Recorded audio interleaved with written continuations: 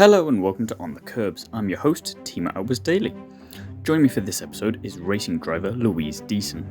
After growing up watching Formula One, Louise got the opportunity to get into racing herself a few years ago and jumped in headfirst.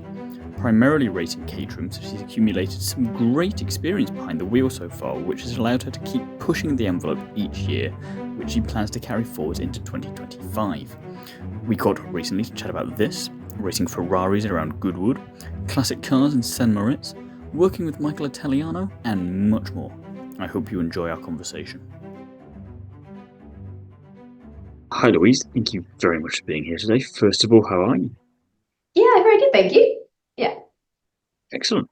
So, first question I like to ask everyone I talk to on here is the cliche question, but I've got to ask it. What first got you interested in motorsport? Oh, it's a good first question. I think for me, probably watching. I grew up watching the F1 with my dad. It was kind of like a little Sunday ritual that I had with him, like the Sunday roast. F1 was kind of on the menu. It's a good ritual.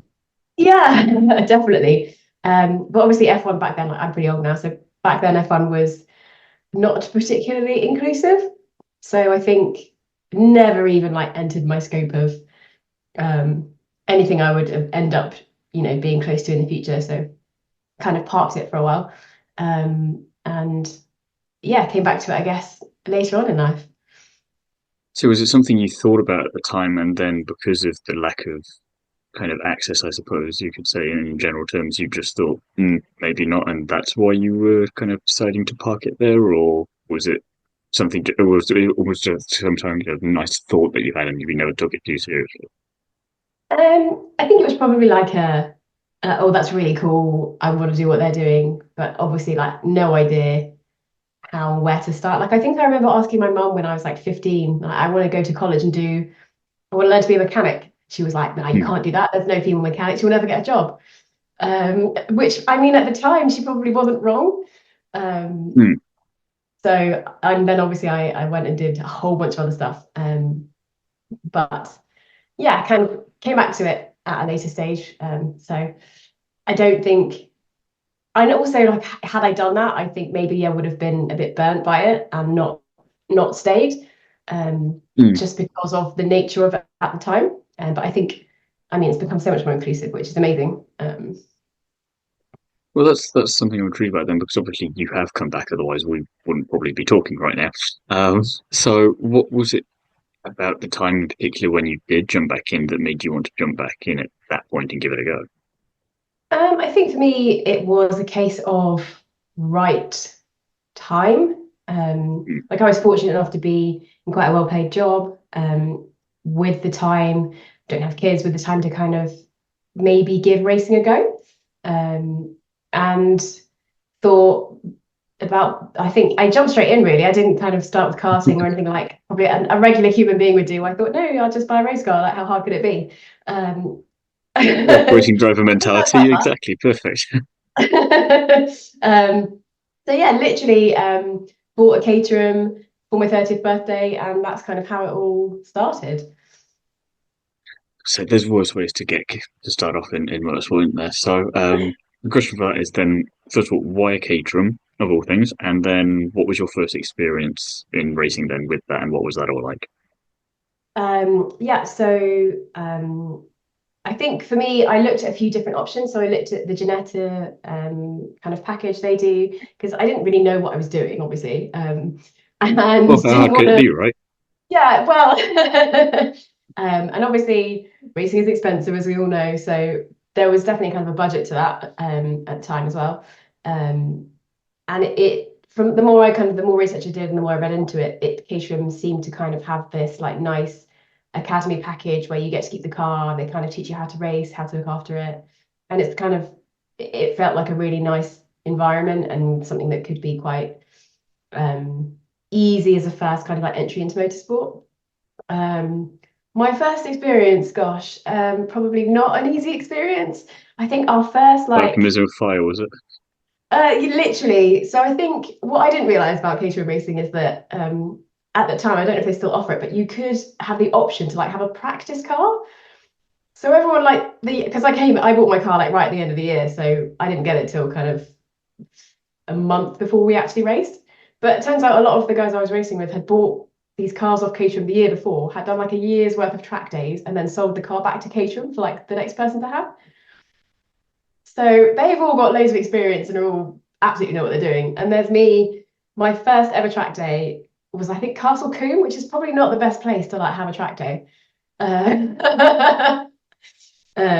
it was indeed a baptism of fire. I think I got black flagged and told to.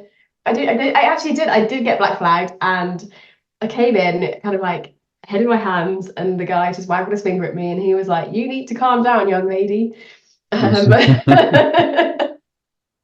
In your state of mind at that point, did that help with the mood that you were in, or not at all? No, that was not helpful at all. I think I went back into the paddock and sort of sat in my car and questioned what on earth I was doing.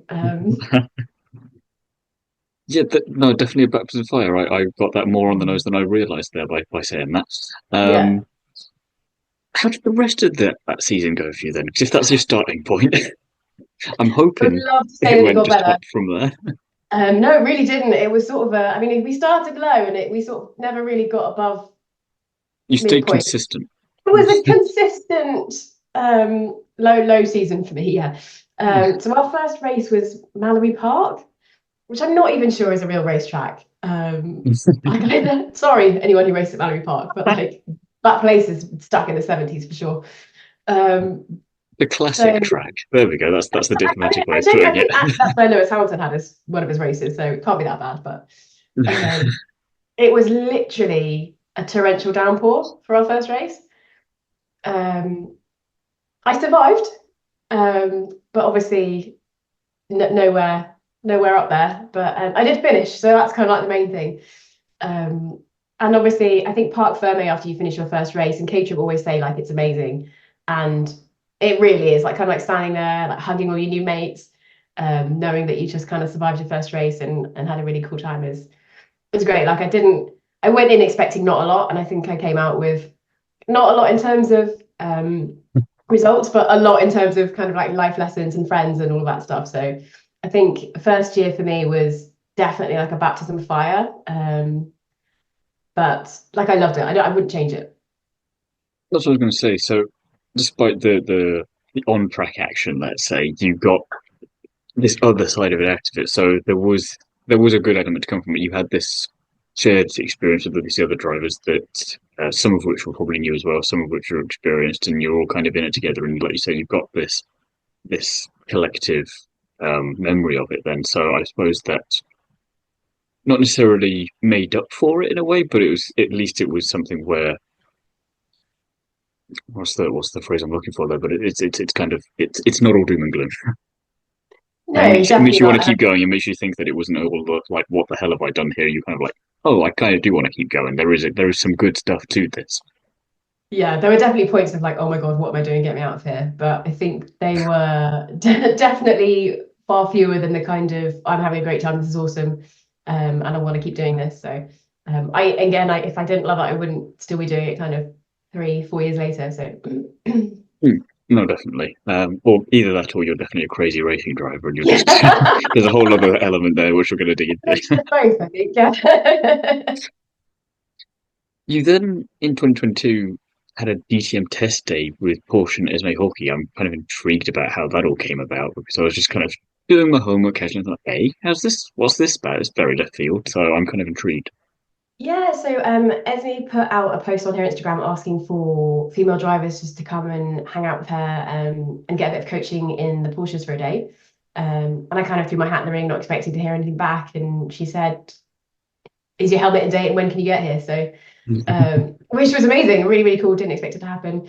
And yeah, that was really fun. So I had some hot laps with Esme. We took a few of the cars out. Met some of the Porsche guys, had a chat with them, realized how expensive it would be to race a Porsche. Decided that You probably know what? I I'm going to couldn't. give those Caterhams another go. Yeah, but it was a brilliant day, and actually off the back of that, made a whole bunch of kind of new female racers in motorsport, Hmm. who I've been in contact with quite a lot since, and who have seen me race, and who I've gone and watched race. So actually, that was a really nice kind of moment to get a whole bunch of girls together, because I think you do end up feeling quite alone in the paddock. Like in my first year Caterhams, there were two of us Mm. racing, and then by second year there was me. So it it does get a bit lonely when you're in a paddock of like 150 guys. Um, so being able to kind of like share that experience with some other girls was really, really nice. And yeah, just super grateful to Porsche and Esmee for putting that day on. It was amazing.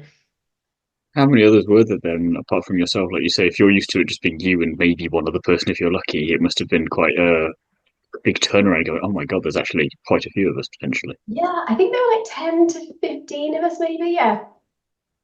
So not bad. Good network now. I'm noticing that despite any on-track stuff, you've got the off-track stuff nailed by the sounds of it at the very least. That's something. Yeah, definitely. Yeah, I think there's always like I think the Caterham paddock is really unique in that it is such a nice, friendly environment. Hmm. I mean, I've broken bits of my car multiple times, and there's always someone, if you don't have that part, who will have it, know where to find it, be able to loan it to you for a race, which is amazing. And I think that's quite rare in the motorsport world. But we kind of all look after each other, and if anyone has a big accident, everybody kind of rallies. We'll get your car fixed for the next race. Are you okay? It is a nice place to be. I've experienced that firsthand. I had a big accident at Cadwell this year, and felt so looked after by everybody, which was really, really nice. So I think the it's a unique experience in that respect too. Reminds me a little bit of Dakar in that sense of you're just there Mm. to get on and see how good you can do, and sometimes finishing the race is all you can really ask for. And when Yeah. something does go wrong, no one's going to be a bit of a dick about it and go, "Oh no, I'm not going to give you this." It's like, "Oh no, we're all very much in quite a fun position to be in that we're here in the first place." So yeah, help each other out. And I do love that kind of community aspect of motorsport that, like you say, we don't see everywhere, which is a shame. But I'm hoping that Mm. that does spread out a bit more. Yeah, I think definitely at a club level, for sure, it's probably more prevalent than in kind of higher championships. But yeah, I mean, I'd love to see more of it. Then early last year as well, there was one other quite memorable looking experience anyway that I saw you getting on with, which was some classic cars in Goodwood and St. Moritz of all places. Yes. So I've got to ask because that's a bit Um, fancy and a bit fun, I think. Yeah, that was actually really, really good fun. So I work for a company, we were called back then the Little Car Company, we're actually rebranded to Headley Studios now, but we make kind of food quarter size Ferraris, Bugattis, Aston Martins, and we've just released a Bentley as well. So they are all actual, they're not replicas, they're kind of like faithful recreations, and they are what's the word I'm looking for? Like we do partner with the brand, so you can walk into Ferrari and buy one of our Ferraris. Like they are, you get the kind Hmm. of official Class C certification and everything. So it's the only Ferrari to be made outside of Maranello. It's a fun fact for you. I will Um, take it. and currently holds the electric lap record at their track in Maranello, That's pretty cool. which is pretty cool. So yeah, anyway, we took a bunch of them out to St. Moritz for the ice. Which is a big classic car event that they hold on the lake out there. And we kind of let people test drive them. We built a big track. So we let people basically skid them around, hit them into snowbanks. I think at one point there was a race that happened, which I kind of watched like this. um, but yeah, that was such a fun thing to be involved in. It was stressful, long days, and obviously quite chilly, but that was really fun and something that I don't think I'll ever get to experience again. It was pretty wild. And then with the Ferrari, we launched like a bit of a jazzed up version of our standard Ferrari called the Pacagara. So we made it a bit racier, gave it some different suspension and stuff. And they asked if I would drive it around Goodwood for to film the advert. So we had a drone And I up went, and maybe, I don't I was know, like, let me oh, see. someone's got to do it. Tough life. So yeah, I spent the day at Goodwood kind of thrashing a car around, which was really good fun. Someone's got to do it. Yeah. No, you said the name of the company there before, but the rebrand made me think I rang a bell. Was there a piece for Locars that you did a little while ago? I feel like one of the presenters from there did a piece with one of the rarer models. It rings a bell. Probably, yeah. So I was We get like, around oh, quite a lot I get it. and It's just suddenly yeah. just something back in my eye. Like, is that the same? I feel like it might be. So, yeah, Probably because is, yeah, that yeah. was some very authentic looking replicas, like you say, and I was like, Mm. pretty neat thing at the time. So Yeah, no, very cool indeed. And I put into so much there. But yeah, Goodwood, again, another place where that must have been a bit of a bucket list item as well there to get a drive around there. And then, of all things, you're thinking maybe in a Caterham one day that'd be cool, and then just do it in a Ferrari. Yeah, I mean that was crazy. And I had to have the tracks, I had the tracks myself, throwing it around. They asked me if I could skid out of You're the rubbing it paddock in as there. well. I was like, oh, okay. Yeah, I tried not to hit the wall and head out, but um, yeah, it was amazing. Looking back on it, like it was, yeah, crazy day, but really, really good. And last year as well, you began to combine Caterham racing with a bit of single-seater racing with Oh. GP. What was that transition like? Yeah, so actually off the back of Goodwood, someone who works for FernGP Maisie also was working at Goodwood at the time and said, oh, are you into racing by any chance? And I said, yeah, racing Caterham. And she was like, great, I have a race team, come and race with us. So I love it how these things just happen like that. it was crazy. So yeah, literally off the back of that, I went back to my nemesis, Castle Coombe, for a test day in a single seater. But I took out there, they've got like a little Formula Ford. Which I took out through around, which was, I'd say it's quite like the Caterham in that you kind of can chuck it in quite a lot. Hmm. It's a bit stiffer, but it didn't feel too kind of out of my comfort zone, which was fun. So I raced that with them, which was a completely different experience. Like single seaters are quite obviously like your viewpoint's different. You sit a lot lower. You can kind of just see over the wheels. And I don't want to say I felt like a real racing driver because actually racing a Caterham is pretty terrifying and you do feel like a real racing driver doing that. But there's something about being in a single seater, I think, that is just a bit different. Think, Um, I mean, maybe I don't want to put words in your mouth, but when you're growing up watching F1, you kind of have that idea of being racing, and like there's other kinds out there, but it's something maybe mm, that because it's something you had ingrained in you since you were a child, there's like you're sitting in there like, oh well, this is racing now. yeah, and that was that I raced in the Motorsport Championship, and that again is a really, really nice kind of paddock to be in. I think a lot of the guys are sort of the old boys of racing and have been doing it for 40 odd years, which is bananas. And looked after me really, really well, and the team were great. So that was a really fun experience. And then off the back of that, we'd kind of been talking about F3 for a while. Mm. The Monoposto Championship had just introduced at the start of this year a new category for I think it's '08 F3 cars and I think '08 to 11 was like the new category. And I'm F3 Delara F3 10 popped up for sale and may or may not have gone, yes, please. So Oh dear, I appear to have slipped. yeah, my finger did just slip on the buy it now button. Yeah. No, but again, with that was with Burn GP, they went out and they picked up the car for me and I raced that for a couple of races, and that is just like a totally different animal. I mean, In terms of I everything just felt spend heightened, or you do spend like 99% of the time thinking you're going to die. how is that? Mildly terrifying. No, I think Only just because mildly good. yeah, only mildly. The downforce kind of it kicks in, but you've got to go a certain speed to get it to kick in. Hmm. So if the wall's coming at you, all you can really do is put your foot down, which sort of goes against kind of like every sensible bone in your body. I don't have many, so that's probably why it's fine. But um, yeah, so you basically just have to put more speed in, brake right at the last minute, and hope for the best. Um, which is fine, but probably not at like 150 miles an hour. I was going to Um, say the way you said fine there didn't convince me entirely, but the racing driver kind of took over. there is a photo of me somewhere facing the wrong way across Brands Hatch when it wasn't fine. Well, it just But means I you're mean, pushing it to the limit, which you got to do, haven't you? You got to find where the limits all are. of them. Exactly. Um, yeah, and then a bit of life chaos happened. I had to sell the car, unfortunately, but that was just like an amazing experience. And that car, it's just another level. Like the amount of stuff you can adjust, change, like the dampers, suspension.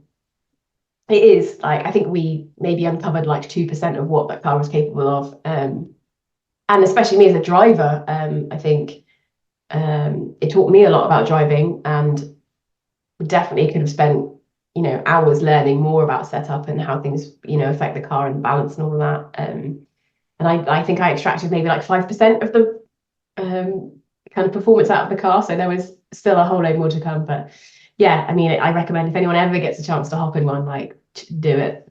It It's was the thing I amazing. think with those cars, you never quite realize until maybe you've got one that you can make such small differences, but then, or what Mm, you think is such a small difference, but then the impact is so big, and then you think, oh, if I just tweak it a little bit here, a little bit there, but then that can like just escalate so quickly into how many different changes you're making to it and what you can find out. So, like you say, you maybe only found 5% of it, but consider how long it might take you to find 90% of that. You'd still be going now.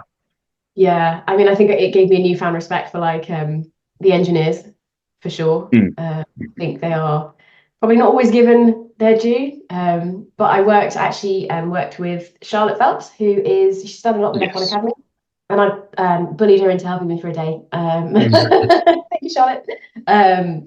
So she gave me kind of a lot of pointers and help with the car in that respect. So it's always really helpful to reach out to your network, but also to know when you don't know things, especially when it comes to racing. And, I didn't grow up doing karts or anything like that. So knowing when to ask for help is super important. And it's nice that there are so many people out there who are willing to kind of help you out. Yeah, definitely. I agree with that. And then this year as well, you kind of continued with what felt like a bit of everything when I was scrolling through. It came to a kind of culmination in some respects, and you've put everything into motion at once, and you're just throwing everything at it. So, how has all of that been? How would you describe 2024? Oh my gosh, this year has just been an absolute, yeah, it's a whirlwind in more than one respect. I think at one point I was racing literally every other weekend. So Um, I think I saw a post of yours from the start of the year where you're saying something like 40 races this year. And I was like, it's yeah, going to keep you yeah. busy. Yeah, yeah, yeah. If I'd done the whole season of both, it would have been, I think, like 42 races or something absolutely crazy. Which I think it did equate to like every other weekend was in a race car. Mm. Which was You took just like, Christmas off and that was it. yeah, winter break, yeah. It just became like too much.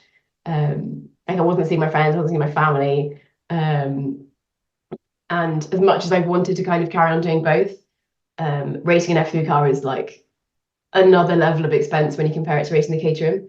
Mm. And it just didn't really make sense for me to kind of keep doing that when I know my Caterham kind of inside out. I have a really great team around me and that know exactly what they're doing. And I know all the people I race with. So it kind of made sense to kind of have a year having fun, doing what I know best, and to kind of park the single seater stuff for a while. And I think also I came to the realization that as fun as it is, I'm never gonna get anywhere in single seater racing. Like I love it and I'll happily do it. You've accepted the F1 dream's over, I've have you? accepted, I know Lewis Hamilton, I'm over the hill now.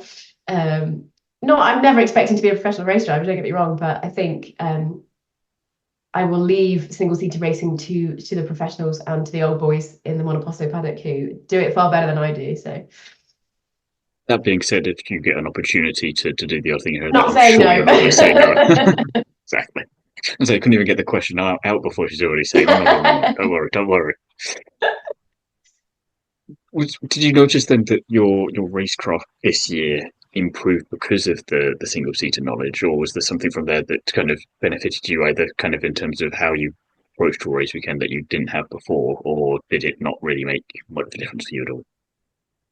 Yeah, I think it definitely gave me more confidence, I think, Hmm. as a racing driver to kind of get Were my you not elbows out. mildly terrified anymore? You're just a suitable amount of terrified. I still remain terrified on a regular basis, especially, I mean, cater racing is bananas. I don't know if you've watched any of the races, but I mean, we go into a corner like six wide and kind of two come out and four go every other which way. So there's a lot of praying that goes on in a catering race.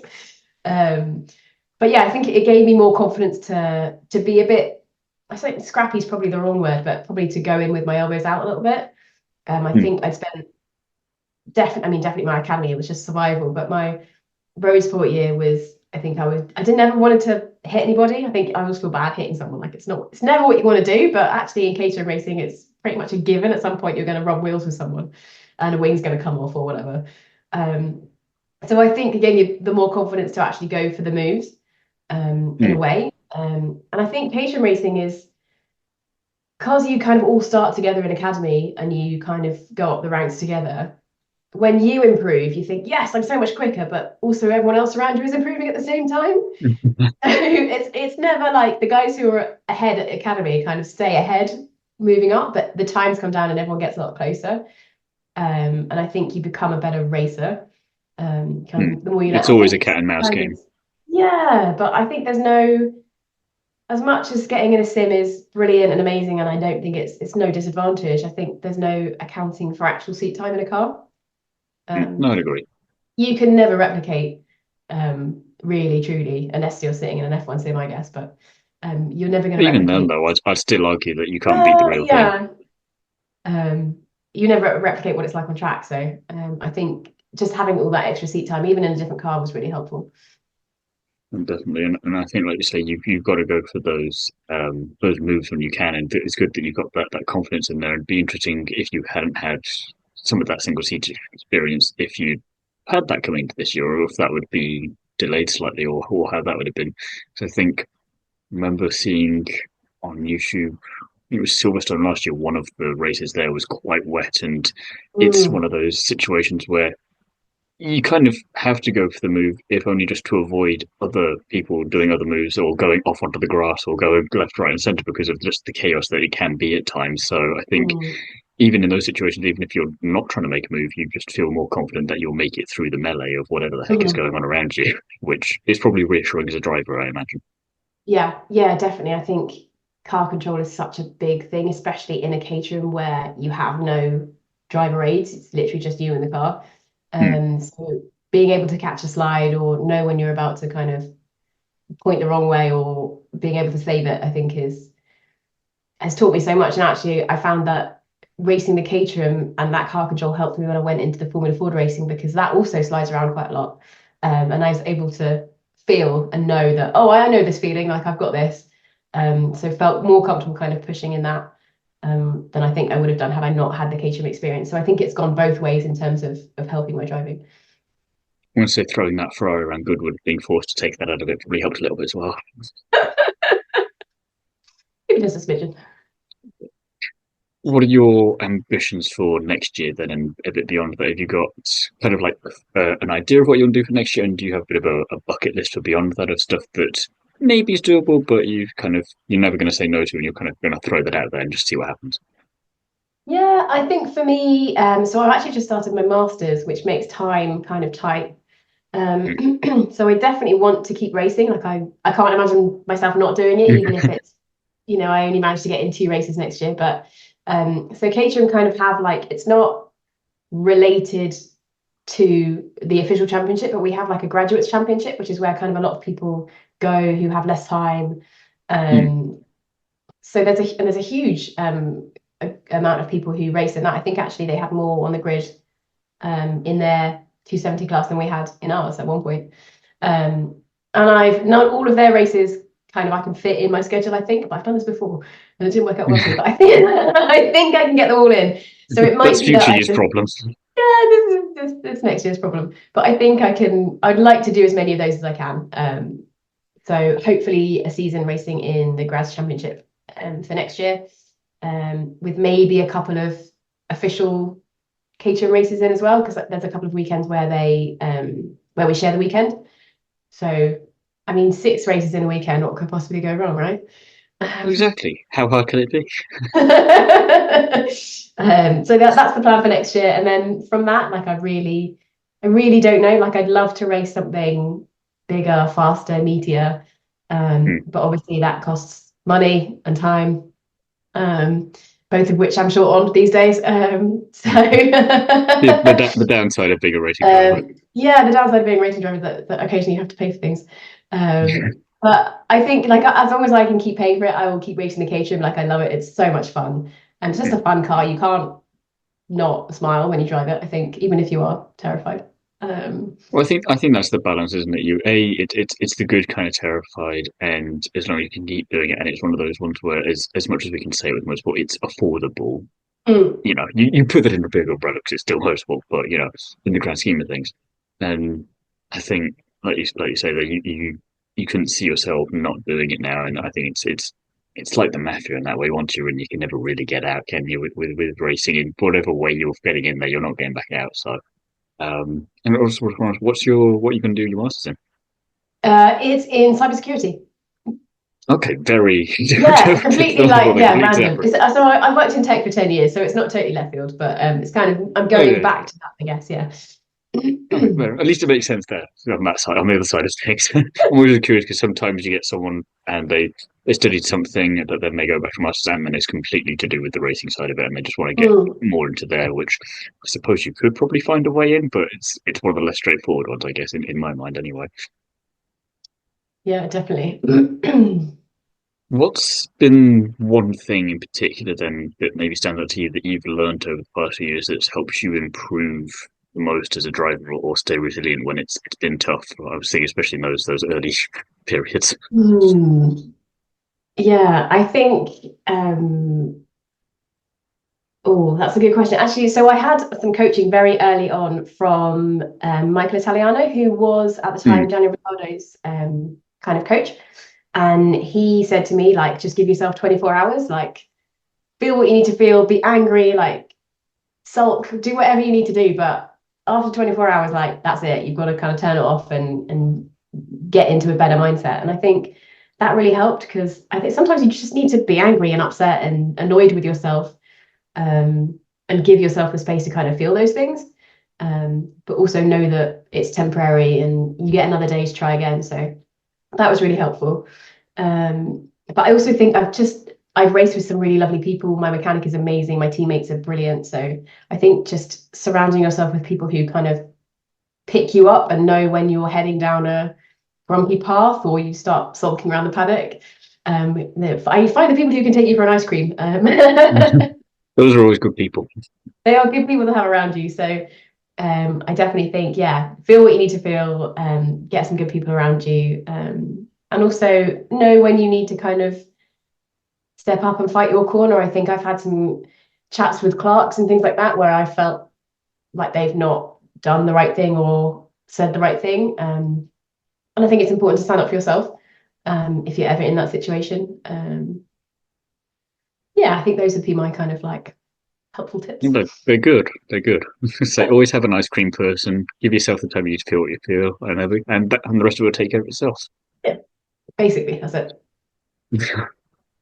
Few quick fire fun questions to finish off, then completely unrelated. Mm-hmm. Favorite film? Ooh, Indiana Jones: The Last Crusade. Solid.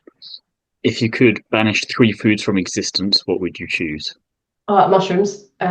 Straight. I'm actually Immediately. allergic to them. They make me vomit, so I mean they're off the menu. Fair enough. Oh, what else? Squid ink pasta. Why does that exist? It's horrible. And I'm going to be berated by some of my friends for this, but tiramisu, like no, just no. Interesting. I don't know if I like it enough to berate you for it, but I find it interesting nonetheless. It's The other two, just fair fluffy enough. sponge and coffee. Like no, ooh, no. And then last question: what is the worst Christmas present you've ever received? Oh God, the worst Christmas present I've ever received. You don't Um, necessarily have to say who it was from if you don't want to throw someone under the bus. oh gosh, that's tricky. I don't know that I've ever received a terrible Christmas present. I think for Christmas this year, Oh, I'm actually getting divorce paperwork, so maybe that one. it's 50-50 depending on how you're looking at that. Yeah, no, it's all good. Yeah, I do. Yeah, I don't know about terrible Christmas presents. Luckily, no one's ever given me one, but maybe this year. So I'll let you You said know. of all the things, that'll be the thing I have to use for the clip of the podcast, whereas I actually can nearly get myself in hot water there. Oh, well, been an absolute pleasure chatting with you today, and I want to wish you best of luck with everything that you get up to next year, and God knows what else there might be coming up along the lines. Because, like you say, you'll need one more Goodwood chance meeting, and who knows, you'll be off somewhere left field again doing God knows what. But yeah, who knows? I'll let you know though. I'll be paying a lot of attention. Don't worry, as soon as something comes up there. Thanks again to Louise for taking the time to chat. Wishing her the best of luck for everything in 2024, 2025, and beyond. Details of where you can find both Louise and I on social media and everywhere else will be in the description of this episode, so do go and check that out. Thank you for listening, and I'll see you again soon.